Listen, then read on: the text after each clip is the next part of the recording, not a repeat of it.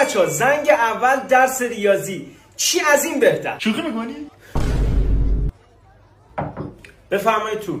سلام. سلام. شما؟ آقا اجازه شاگرد جدیده. مگه از تو پرسیدم؟ آقا ما می‌خواستیم کمکتون کنیم. تو به خودت کمک کن، امسالم ریاضی رو نگفتی. اسمت چیه؟ امیرسام بدونه که. بفرما. یه احمق دیگه به کلاس اضافه شد. امیرسام که کی نداره. خب گفت بدونه که.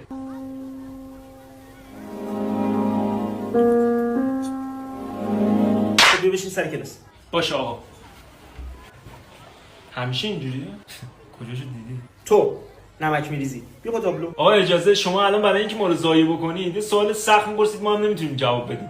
الان شما می‌خواید به ما درس یاد بدید یا اعتماد به نفسمون رو بگیریم؟ همینی که هست. بیا با تابلو. آقا اصلا چرا همیشه شما سوال می‌پرسید ما جواب بدیم؟ این دفعه من سوال می‌پرسم مطمئنم شما جوابشو بلد نیستی. بیام با تابلو. مگه سوالای تو چقدر میتونه سخت باشه؟ من فوق لیسانس ریاضی ام. بیا با تابلو هر سوالی داری بپرس.